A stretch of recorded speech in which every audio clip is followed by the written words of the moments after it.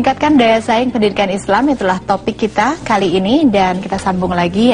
Prof. Kamar tadi sudah berbicara mengenai ternyata sekolah pendidikan Islam swasta itu pun mendapatkan perhatian yang besar dari pemerintah pusat. Nah, bagaimana dari pemerintah daerah setempat? Apakah juga sudah memberikan mungkin alokasi anggaran khusus untuk membangun infrastruktur sehingga lebih baik? Ini yang sangat menarik yang menurut saya perlu saya sampaikan di kesempatan yang berbahagia ini, bahwa pemerintah kabupaten kota, gubernur, wali kota di seluruh Indonesia, kami berharap untuk bisa membantu madrasah-madrasah yang ada di daerah. Karena selama ini memang terjadi sedikit perbedaan pendapat sesungguhnya. Ada perbedaan interpretasi, apakah gubernur, bupati, wali kota itu boleh membantu madrasah atau tidak. Karena madrasah ini berada di bawah Kementerian Agama, yang notabene adalah kementerian vertikal. Kementerian vertikal itu adalah pemerintah pusat yang sesungguhnya anggarannya dari Kementerian Agama. Perlu diketahui bersama bahwa tugas dan kewajiban untuk mengangkat atau meningkatkan angka partisipasi kasar nasional itu adalah tugas dan kewajiban pemerintah daerah, bupati, wali kota, yang punya kewajiban untuk meningkatkan angka partisipasi kasar nasional. Nah, sementara madrasah itu punya kontribusi besar untuk membantu bupati, wali kota, gubernur untuk meningkatkan APK nasional. Jadi misalnya provinsi Jawa Barat misalnya, di situ banyak sekali madrasah, banyak sekali sekolah-sekolah Islam. Itu tentu memberi kontribusi untuk membantu pemerintah kabupaten kota, provinsi untuk mengangkat APK tersebut.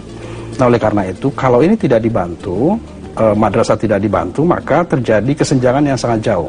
Di suatu sisi madrasah membantu pemerintah kabupaten kota untuk meningkatkan APK, tetapi di sisi lain tidak diberi bantuan oleh gubernur, bupati, wali kota. Saya dengan segala kerendahan hati sesungguhnya melalui kesempatan ini saya mengajak pemerintah daerah untuk bisa bersama-sama membantu membangun sarana prasarana madrasah, khususnya yang swasta.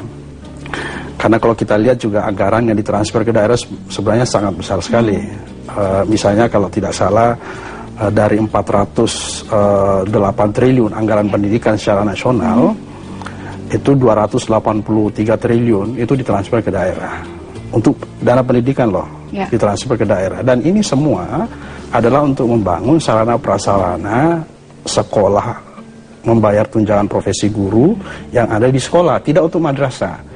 Jadi memang terjadi kesenjangan yang sangat jauh. Sehingga karena madrasah ini jumlahnya sangat masif di Indonesia, yang jumlahnya 76.000 yang saya sampaikan tadi, sementara anggarannya terpusat di Jakarta dan tidak besar, ya, hanya sekitar 10% dari anggaran pendidikan nasional, sehingga banyak sekali madrasah-madrasah kita, infrastruktur di seluruh Indonesia ini yang rusak. Seperti yang saya sampaikan tadi, di data kami misalnya ada 10.000 yang harus kita rehab, yang harus kita perbaiki, tapi anggarannya hanya 600-700 per tahun.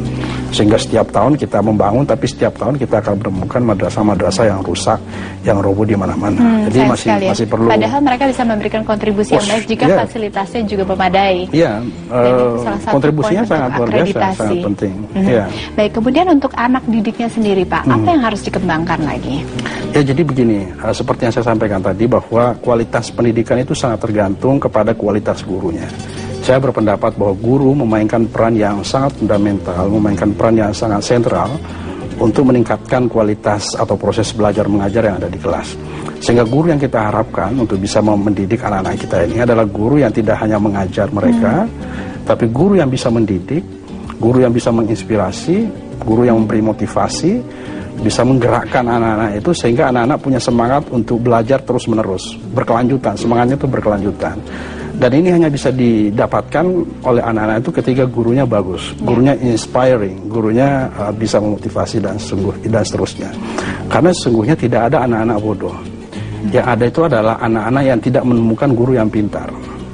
Jadi semua anak-anak itu punya kelebihan masing-masing.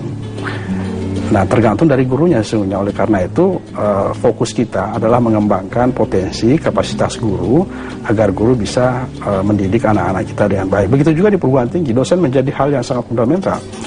Dosen memainkan peran yang sangat sentral, sehingga kita memberi kesempatan kepada dosen-dosen kita, bukan hanya mengambil program doktornya, tapi yang sudah doktor sekalipun, yang sudah profesor sekalipun, kita beri kesempatan kepada mereka untuk melakukan penelitian, melakukan benchmark ke luar negeri, agar wawasannya bisa terbuka, agar wawasannya bisa lebih luas lagi, sehingga kemudian semakin berdampak pada mutu dan kualitas pengajaran yang diberikan kepada mahasiswa. Baik, ini menarik karena nantinya saya juga akan menanyakan apa kemudian yang membedakan antara sekolah pendidikan Islam dengan sekolah pendidikan nasional, kelebihan dan juga kekurangannya. Kita akan bahas lebih lanjut. Pemirsa jangan kemana-mana, ikuti terus perbincangan di Public Corner kali ini.